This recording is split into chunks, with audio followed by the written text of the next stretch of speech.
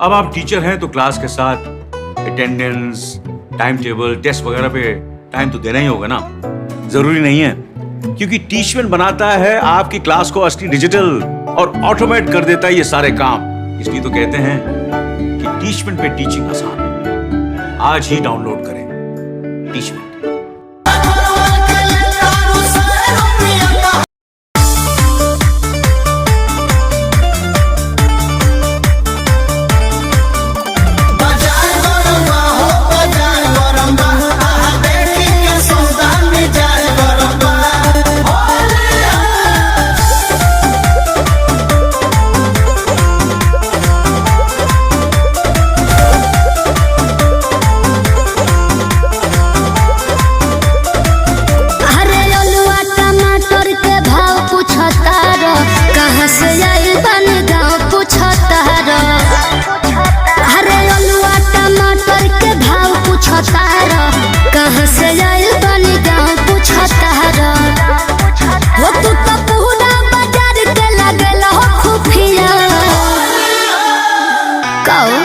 अपना